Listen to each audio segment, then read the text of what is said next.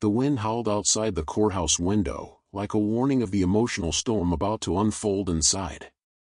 Daniel stood tall in a dark suit, his eyes cold as steel, but his heart in turmoil.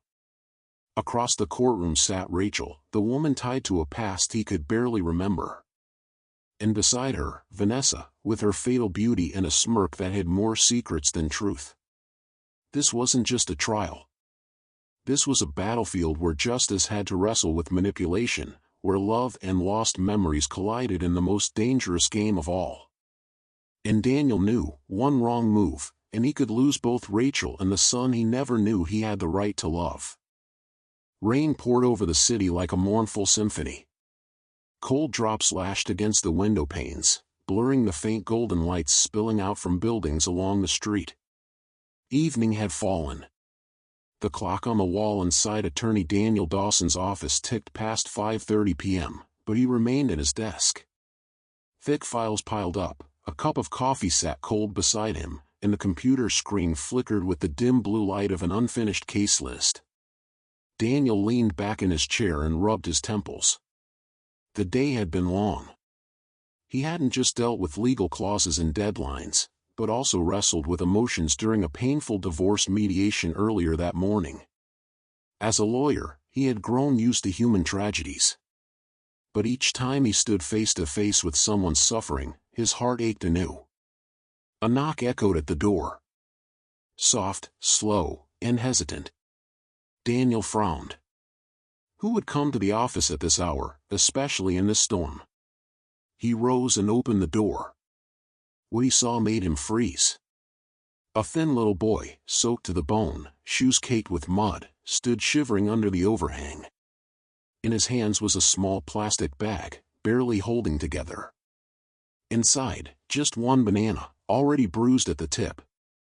The boy looked up at Daniel with wide, dark eyes. Eyes that seemed far too deep for a child his age. "You're a lawyer, right?" the boy asked, voice trembling from the cold. Daniel nodded, still speechless. The boy held out the plastic bag with both hands like a precious offering. I don't have money. But this is all I have. Can you help my mom?" Daniel took the bag, hands trembling slightly. He had never received a retainer like this before. But what stunned him more wasn't the boy's honesty, it was his eyes. When Daniel looked into them, something inside him stirred. A strange feeling crept in, like déjà vu. As if he'd known this child, a long, long time ago. He couldn't explain it, but the moment was thick with something, fate, maybe. A whisper of the universe that defied reason. He quickly ushered the boy inside, fetched a towel, and warmed up a cup of hot cocoa. The boy wrapped himself in the towel and slowly opened up, a simple story, yet one that broke Daniel's heart.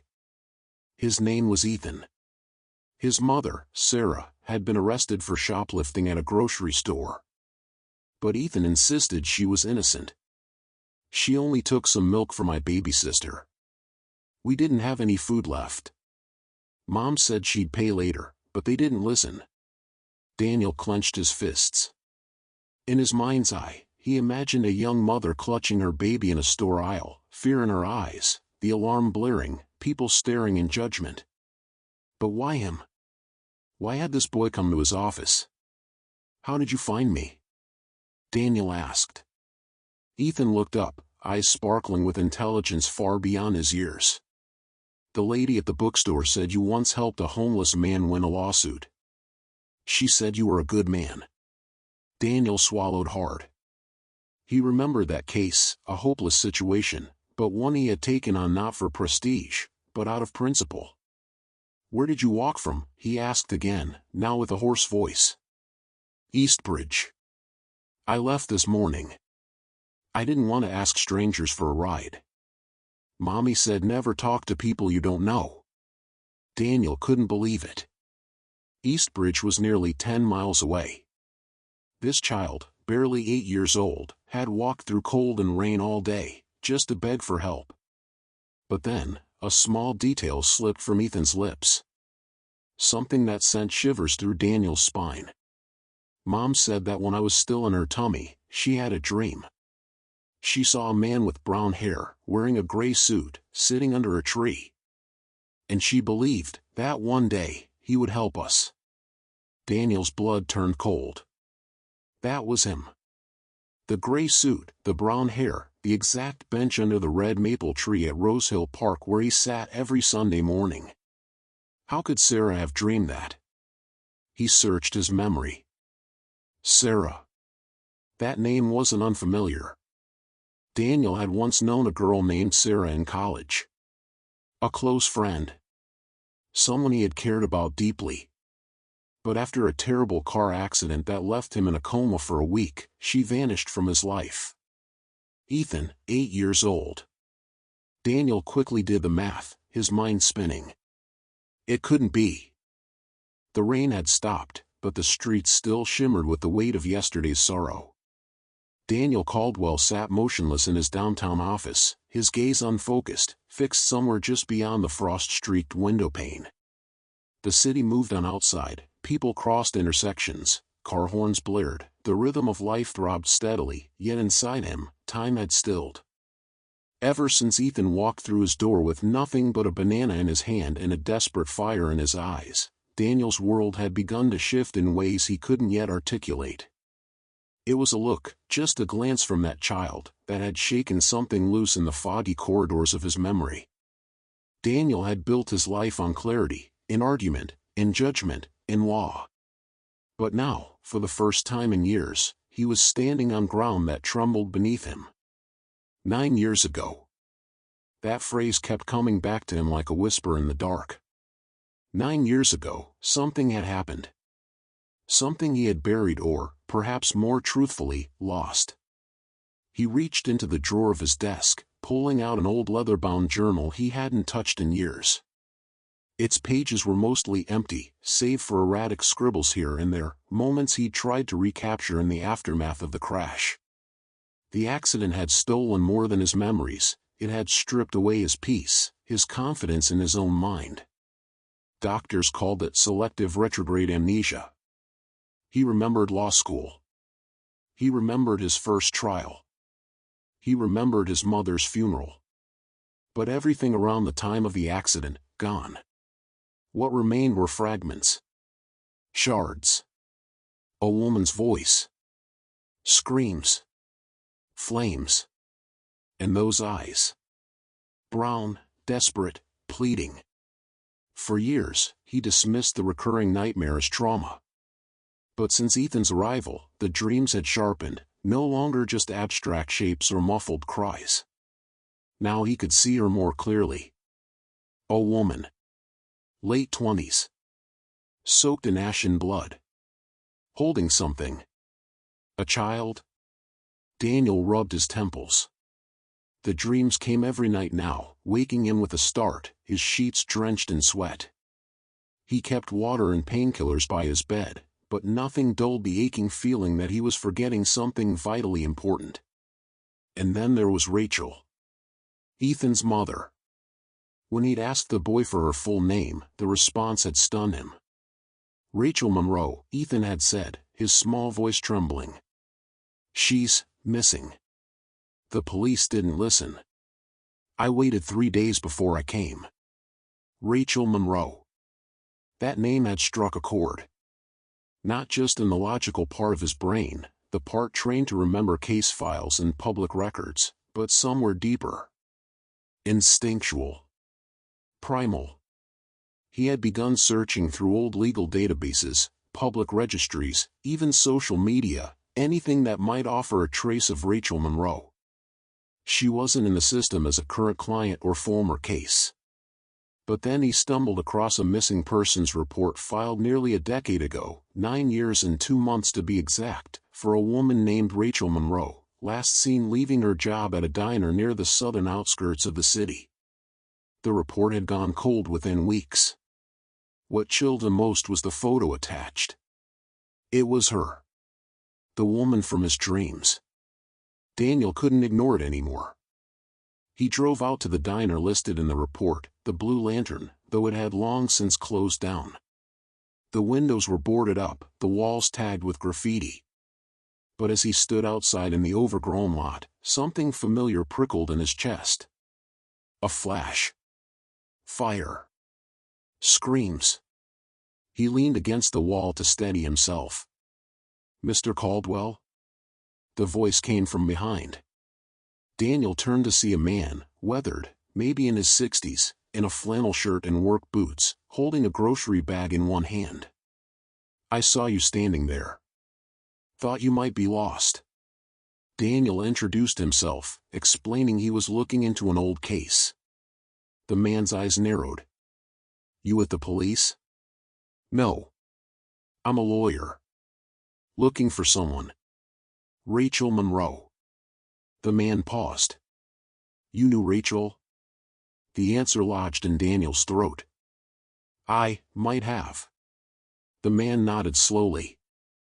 "She was a good girl. Sweet. Used to serve coffee and pies right there." He gestured toward the broken window. "Disappeared one night. Just like that. Word was she had a kid. No one ever found out where he went." A gust of wind blew through the lot, carrying the scent of mildew and thyme. Daniel clenched his fists. He felt closer to something, a truth buried under years of confusion, but it still evaded him like mist. "Did she have any family?" he asked. The man shrugged.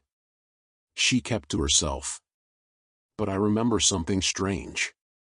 Few days before she vanished, she was real shaken up. Said she'd seen someone from her past. Someone dangerous. Never said who. Just looked haunted." Daniel's blood turned cold. Haunted. That's how he'd felt these past few days. He drove back in silence, his thoughts a chaotic swirl. If Rachel was the woman from his dreams, then what did that make him? Why had she appeared only after Ethan entered his life? And then the biggest question of all, what if he had known her? What if he'd loved her? Back in his apartment, Daniel scoured every box in his storage closet. He tore through old files, journals, letters, photographs. Most were from after the accident, but one weathered shoebox sat untouched at the bottom. Inside, a set of Polaroids. Random shots. A cabin in the woods. A woman smiling at the edge of a lake. A baby's sock. A newspaper clipping about a fire. And finally, at the very bottom, a photo. Him. And Rachel. She was leaning against him, laughing, holding a baby boy. His arm was around her waist, his other hand cradling the child. Daniel staggered back. It was Ethan. You were there. The thought struck him like lightning. Not just a bystander. Not just a lawyer. He had been part of this. Ethan wasn't just a client's son. He was his son. Daniel collapsed onto the couch, the room spinning. It all made sense, the familiarity, the unexplainable connection. The pain he felt when Ethan spoke of his mother. The guilt that clawed at him when he looked into the boy's eyes. But how could he forget something so profound? So life-altering? The fire. The accident. Had he tried to save them? Had he failed? The nightmares returned that night with brutal force. This time, he was inside the burning house. Smoke. Heat. Screams. He was running toward the flames, kicking through a locked door. Rachel was inside, shielding Ethan, crying out for help. He grabbed the boy, thrust him into Rachel's arms, and then an explosion of light and noise. Everything went black. He woke gasping, hands trembling, tears streaming down his face. He hadn't forgotten. His mind had protected him. Shielded him from the trauma. But now, the dam had broken. And the past was flooding in. Daniel knew what he had to do. He needed answers.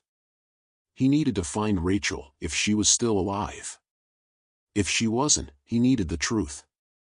He returned to the site of the fire, a remote cabin in the woods, long since condemned. It was barely standing, blackened walls and caved roof. He walked through the ruins slowly, each step echoing in his bones.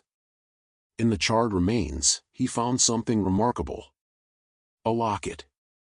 Inside, a picture of Rachel on one side. And on the other, Daniel. Proof. Real proof. This was their life. This was their family. And someone had tried to erase it. But why? As he turned to leave, he saw fresh footprints in the dirt outside. Someone else had been here. Recently. Was it Rachel?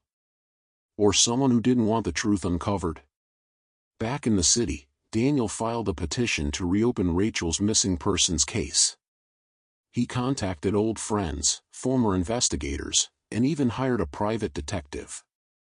What he found was staggering. In the days before her disappearance, Rachel had contacted an attorney, a different one, to set up a custody plan. She feared something might happen to her and had wanted to ensure Ethan would be safe. That attorney had died in a suspicious car crash a week later. There were patterns, cover-ups, gaps in police reports, deleted hospital records. It wasn't an accident.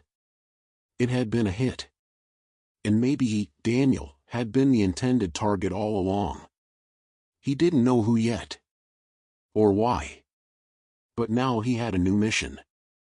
To protect Ethan. To find Rachel. And to reclaim the life stolen from them all. The file had been thin. Too thin. Daniel stared at the manila folders sitting open on his desk like a corpse waiting for autopsy. The charges against Rachel were clear. She had been accused of poisoning her employer, Gregory Langston, the CEO of a boutique investment firm with ties to several political donors. But the evidence? Suspiciously clean. No fingerprints on the wine glass, no footage showing her administering anything, only her presence in the office during his final hour, and a recently deleted camera log from the main hallway. It didn't sit right with Daniel. His instincts, long dormant since the accident, were beginning to flare back to life, like embers catching wind. Every fiber in his body told him Rachel had been framed. And someone was working very hard to make it all look seamless. He flipped through the files again, this time paying closer attention to the witness testimonies. Most were routine. But one name kept surfacing subtly across several pages: Vanessa Lowell. Personal assistant turned lover, Vanessa had been Gregory's companion for nearly 2 years, and in that time, she'd managed to remain in the shadows of the firm's inner workings. But something about her didn't sit right with Daniel. He leaned back in his chair, eyes narrowing. 2 nights later, Daniel visited the firm's security contractor, a retired technician named Malcolm who now lived in a crumbling 2-story house behind a strip mall.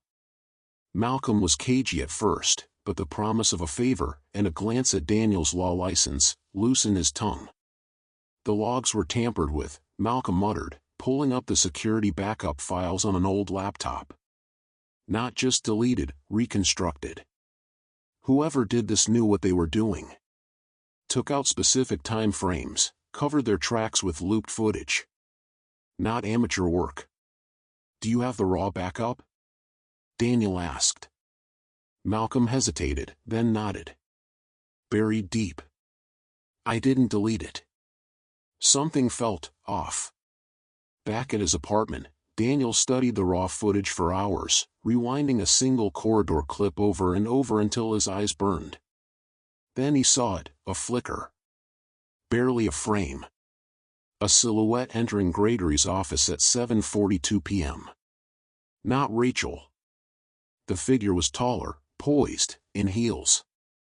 And though the camera quality was poor, Daniel caught a glimpse of long, dark hair and a glint of jewelry at the wrist. Not Rachel. He isolated the frame and enhanced it as best he could. A bracelet, silver, looping chain links with a dangling sapphire stone. He had seen it before. Vanessa. The next morning, Daniel went to confront her. The building where Vanessa lived was modern, stylish, cold. He took the elevator to the 12th floor. Her penthouse had a view of the river, but the curtains were drawn. She opened the door slowly, eyes scanning him with an almost feline calm. "You're early," she said, her voice like velvet with a hint of poison. "I was wondering when you'd come." Daniel didn't blink. "You were at the office the night Gregory died." Vanessa smiled, stepping aside. "So were a lot of people. But only one person edited the footage." "Careful, counselor," she whispered. "Accusations have a price." He stepped inside, but didn't sit. The air smelled faintly of orchids and something chemical, maybe polish, maybe something else. Vanessa walked to the bar and poured herself a drink, watching him over the rim of the glass. "Why frame Rachel?" he asked. Vanessa's smile faded slightly. "Because Gregory was planning to cut her out of the company. He was rewriting his will. And she knew." "She?" Daniel narrowed his eyes. Vanessa chuckled. "You assume I work alone?" He took a step forward. "What are you hiding?" That's when her expression hardened. "You're digging into something that'll get you killed. You want to play hero, Daniel? Then prepare to bleed." She moved closer, too close, pressing a hand to his chest with a strange familiarity. "You think you remember who you are, but you don't. Your past is riddled with ghosts, and some of them are still watching you." He left without another word. That night, Daniel's car brakes failed. He had been heading down the winding stretch of road that led back to his apartment, the same road from his accident 9 years ago. As he tapped the brake before a turn, the pedal gave out beneath his foot. No resistance. Just air. The world tilted. The car swerved into the opposite lane, skidding toward the guardrail. He yanked the wheel hard, fighting the spin, metal screaming against the asphalt. At the last second, he managed to slam the vehicle against a slope, sending it into a slide that ended in a gravel shoulder. Smoke billowed from the engine. Daniel stumbled out, hands shaking, heart pounding. Sabotage. The mechanic confirmed it the next day. Clean cut on the brake line. Professional job. Whoever did this knew how to make it look like wear and tear, but it wasn't. Daniel stood in the shop's parking lot, phone pressed to his ear. He called Rachel. "Stay somewhere safe. Don't go back to your place." "What happened?" she asked. "They're watching us." He didn't tell her everything. Not yet. Not about Vanessa's veiled threats or the shadowy implications that something bigger was unfolding behind the scenes. But one thing was clear, this wasn't about murder. This was about leverage. Power. Silencing voices that knew too much. He went to the district attorney's office next, requesting access to the preliminary crime scene photos. The DA's assistant, a young woman named Kylie, hesitated. "Those are sealed pending further review." Daniel leaned closer. "Then unseal them. Or I'll file a petition and make a public stink." Within the hour, he had the photos. And buried in the stack was a shot that made his stomach twist, a syringe cap, half melted, found near Gregory's desk. Never catalogued. Never entered into evidence. A second toxicology report had been suppressed. There were 2 toxins in Gregory's bloodstream. One was consistent with the sedative found in Rachel's medicine cabinet. The other was rarer, used in clinical trials for cardiac patients. Traceable only to one supplier. Vanessa's cousin ran that lab. Daniel had enough to raise hell, but not to win the case. Not yet. The next night, his apartment was broken into. Nothing stolen, but everything was touched. His files scattered, laptop wiped, photos turned face down. A message, silent but clear. Stop. He didn't. Instead, he dug deeper, piecing together the network surrounding Vanessa, shell companies, falsified reports, one witness who had disappeared a year prior under unexplained circumstances. It all connected. Vanessa had orchestrated Gregory's death with the help of at least one accomplice, someone in the DA's office. Rachel had been the perfect scapegoat, too trusting, too close to Gregory, with just enough motive to make the lie stick. Daniel now understood. This wasn't just a frame job. This was an operation. Someone powerful wanted Gregory out of the way, and Rachel ruined. And maybe, just maybe, Ethan taken. He remembered the boy's eyes again, how familiar they'd seemed. And suddenly, he wasn't sure the threats were about Rachel anymore. They were about him.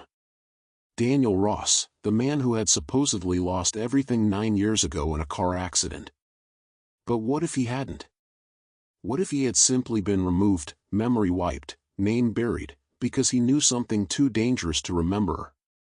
And now, piece by piece, it was all coming back. The silence in Daniel's office was deafening.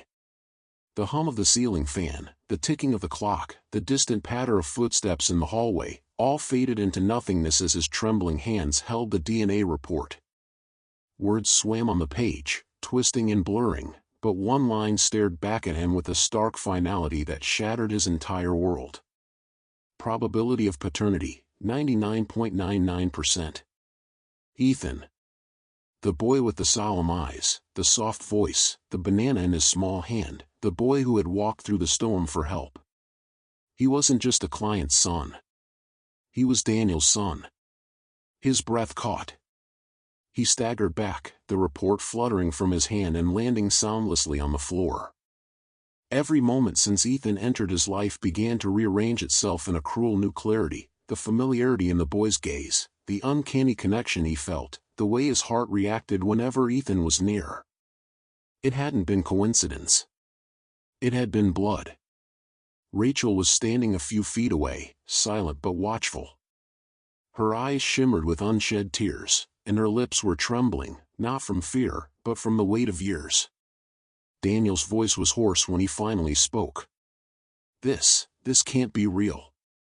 Rachel's nod was slow. "It is." The room closed in around him. "How?" he rasped. "When? Why didn't anyone tell me?" Rachel walked over and picked up the report, clutching it to her chest. Her voice, when she finally spoke, was filled with sorrow and tenderness. "Because you weren't there to tell." Daniel turned to her, confused and angry. "What the hell does that mean?" She sat on the edge of the couch and looked up at him with eyes full of a haunted past. 9 years ago, we were in love. Hopelessly, fearlessly in love. You used to call me your light. We had dreams, Daniel. You talked about leaving everything behind, starting a small practice somewhere far from the city. You were ready to fight the world for me. He stumbled back, memories pricking at the edges of his mind like distant thunder. His accident, the car crash that changed his life. His entire past before that was a blur, half memories and shadows. He had told himself it didn't matter. That what he lost wasn't important. He had been wrong. You were pregnant, he whispered. Rachel nodded again, this time with tears slipping down her cheeks. I found out a few weeks before the accident. You didn't know. I was going to tell you that night. Daniel's knees gave out and he sank into the chair. A storm of emotions surged through him, grief, guilt, longing. And something else, rage. Not at Rachel, not at Ethan. But at fate itself, for stealing a life that could have been. What happened? He asked. Why didn't we find each other again? Rachel hesitated. I tried, she said. God knows I tried. I searched hospitals, shelters, police stations. I printed your photo and handed it out to strangers. But it was like you vanished. I didn't know about the memory loss until months later, when someone told me about a man who survived a crash but had no past. By the time I found the place they said he had been, you were gone again. Daniel pressed his hands against his face. The burning in his chest was unbearable. And then, he asked. I had Ethan. Alone. I raised him while finishing law school part-time. Every day I looked at him, I saw you. He has your eyes, your stubbornness. I never told him your name, not because I didn't want to, but because I didn't know who you were anymore. Rachel moved closer now, kneeling in front of him. You weren't just gone. You were different. The Daniel I knew would have recognized me. But when I saw you again, years later, at the courthouse, defending someone in a case I was following, I knew. I knew it was you. But your eyes looked through me like I was nobody. And I realized I had lost you all over again. Daniel stared at her, heartbreaking. All these years. All these empty, silent years. I'm so sorry, he choked. I should have remembered you. It's not your fault, Rachel whispered. You lost more than your memory. You lost a life. A love. A future. He touched her cheek, and something flickered, a memory, just out of reach.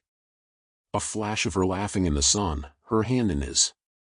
The scent of rain, her head on his shoulder. Her voice calling his name in the dark. I think I remember, he whispered. Pieces. Rachel let out a shuddering breath. It's enough. But it wasn't.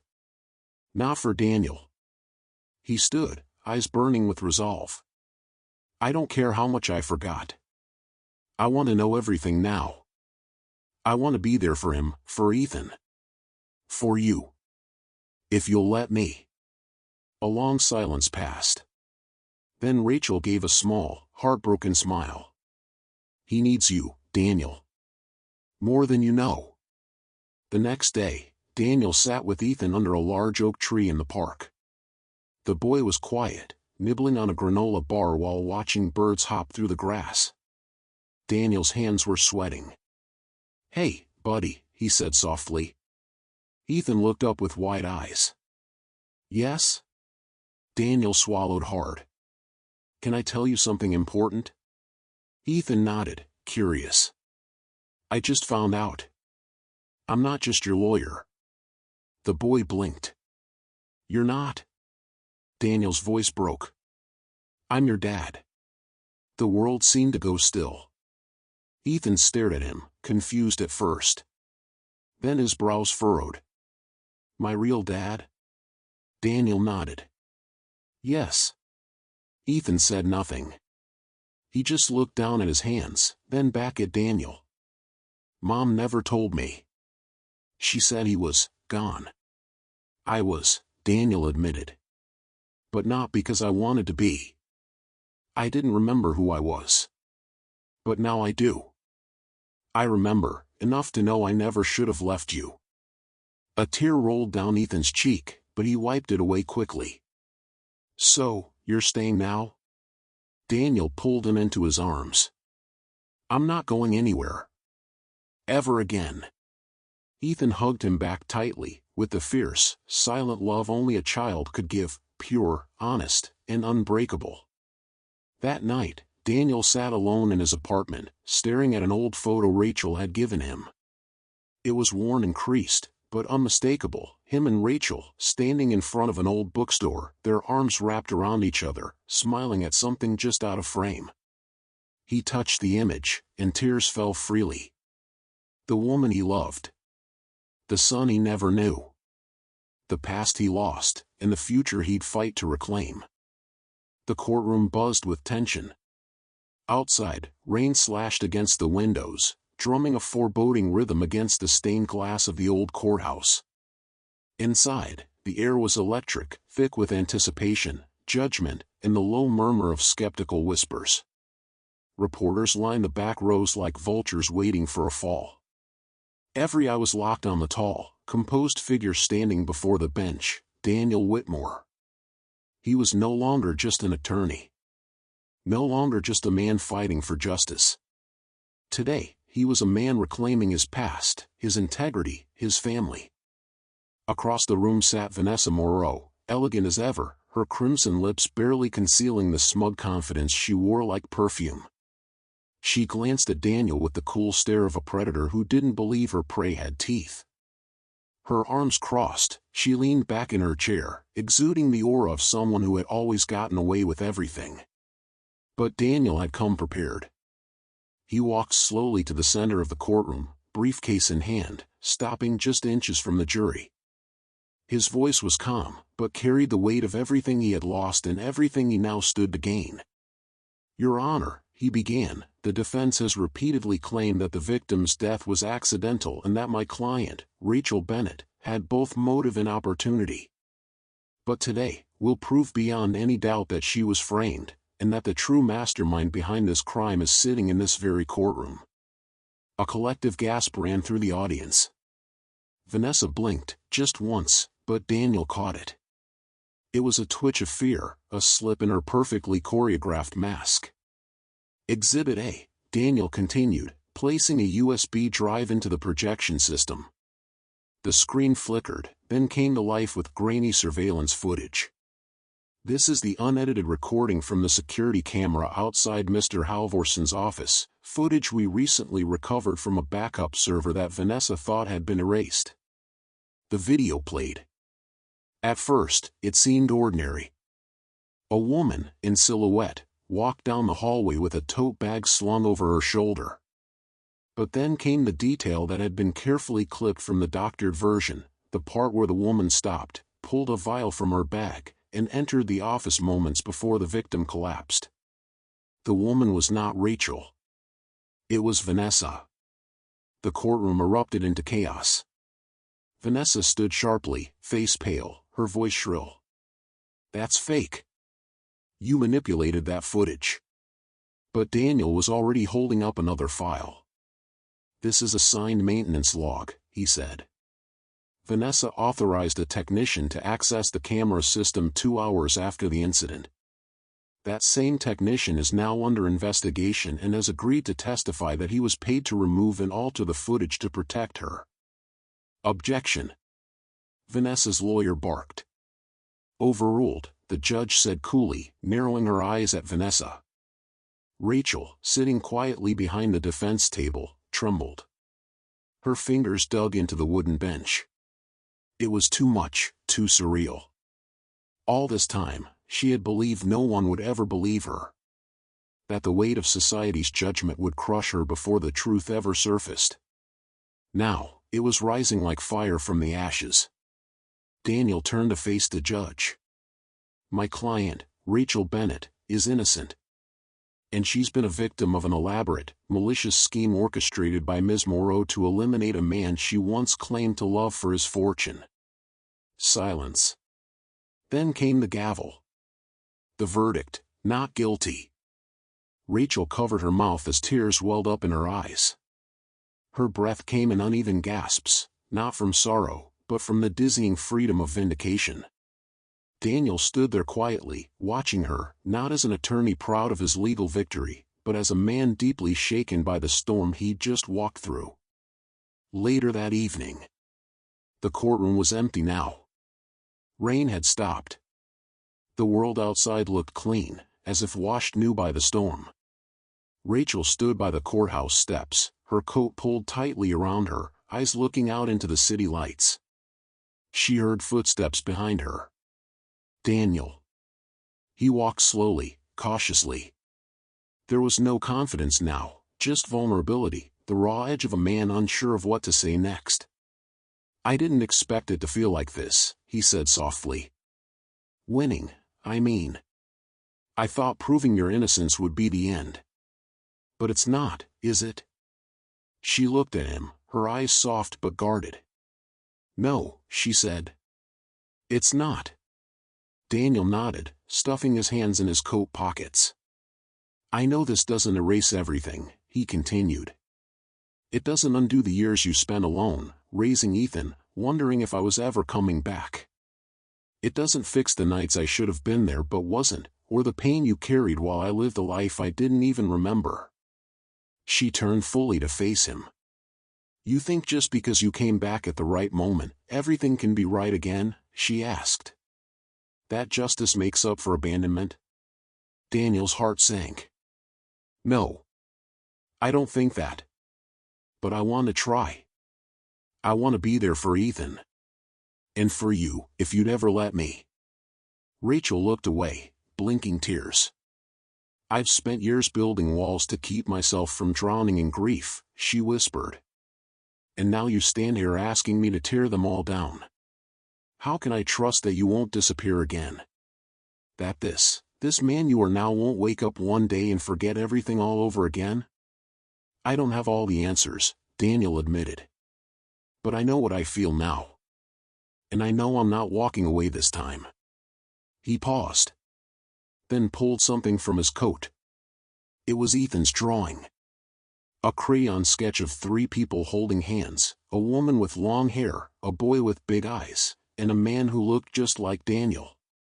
I want to earn this, he said, his voice breaking. Not because it's easy, but because it's right. Rachel's lip quivered. She reached out, took the drawing, and stared at it for a long moment. Then, finally, she spoke. I'm not going to promise you anything, she said. Because I've made promises before, and they cost me everything. She took a step closer. Her eyes met his with a seriousness that struck deep into his soul. But if you truly want to be Ethan's father, if you really believe in making this right, then prove it. Not with grand speeches or courtroom victories. Not with flowers or apologies. With actions. She handed the drawing back to him. Be the man he draws. Every day. And maybe one day, I'll believe in us again. Then, without another word, she turned and walked into the night. Daniel stood there, the drawing in hand, rain beginning to fall once more, soft, cleansing. This wasn't the ending. It was the beginning of everything that mattered. The courtroom was behind them, but the real trial had just begun. Daniel stood in front of Rachel's modest home, Ethan's banana yellow raincoat still hanging beside the door like a symbol of the journey they'd all taken. The sky above was gray, heavy with the promise of rain. But unlike before, Daniel didn't flinch.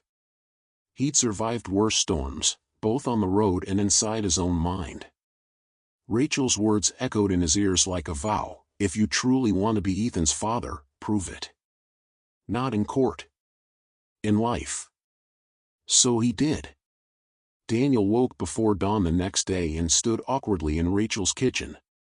He'd asked, not assumed, for the chance to help get Ethan ready for school. When Ethan shuffled in, still rubbing sleep from his eyes, Daniel greeted him with a soft, nervous smile and a bowl of cereal, which the boy promptly rejected. I only eat the kind with marshmallows, Ethan mumbled. Daniel didn't push. He just nodded and poured the cereal back into the box. The next morning, marshmallows. The one after that, pancakes shaped like dinosaurs. Each day, he learned something new about what Ethan liked, what made him laugh, what made him go quiet. He didn't try to replace anyone. He simply showed up. Again and again. Daniel started walking Ethan to school, not because he had to, but because he wanted to be part of the boy's world. At first, Ethan barely spoke. But Daniel didn't force conversation. He listened, asked small questions, and followed Ethan's lead. One day, as they passed a cracked sidewalk near the park, Ethan paused and said, "That's where my bike slipped once. Mom ran all the way here barefoot." Daniel smiled. She sounds like a superhero. Ethan nodded. She kind of is. Daniel didn't reply. He simply respected the legend Rachel had become in Ethan's eyes. But he began to wonder, had he ever been that kind of man? Or was this his first real shot? Rachel watched from the window most mornings.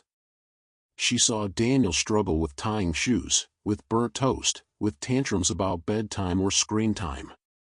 But she also saw something else. He never raised his voice.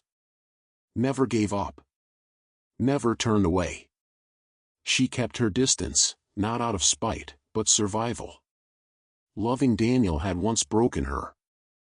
Forgetting her had broken him. Could love even exist after so much wreckage?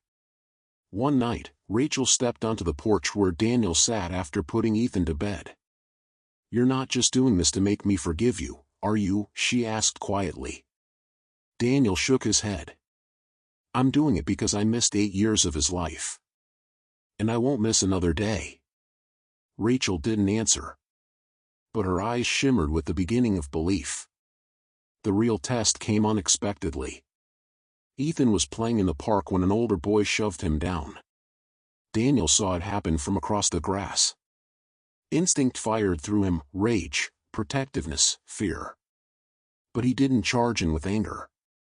Instead, he knelt beside Ethan, checked for scrapes, and looked the boy who'd pushed him in the eye. "You okay, man?" Daniel asked the other child, surprising him. The boy nodded, stunned. "You want to be strong?" Daniel said gently. "Try being kind. That takes guts." Later, Ethan whispered in the car, "That's what superheroes say." Daniel smiled. "That's what dads say." Weeks passed. Then months. Daniel didn't ask Rachel for love. He earned her respect. He didn't demand Ethan call him dad. One day, Ethan just did, quietly, naturally, while handing Daniel a hand-drawn picture that said, "Me and my dad." That night, Rachel stood at the kitchen door, her voice soft. "He finally feels safe." Daniel nodded. "So do I." She stepped closer, a breath away now. "You proved it, Daniel." Not with words. With every sunrise, every scraped knee, every bedtime story. "You're here, really here." Then, for the first time in years, she let her heart rest against his chest. And under that same gray sky, now split with golden light, their second chance finally began. The courtroom fell into silence as the judge declared Rachel not guilty. Daniel bowed his head, not in defeat, but in the quiet relief of a burden finally lifted. He stepped toward Rachel, his eyes filled with hope, but she took a step back. "Daniel," she said, voice trembling but firm, "I believed in you once. And it cost me everything. If you truly want to be Ethan's father, then live like one. No promises. No declarations. Just actions." The door didn't close. But it didn't swing open either. It waited. Because sometimes, the real victory isn't won in court, but earned, day by day, through the quiet fight to rebuild trust, and perhaps, love.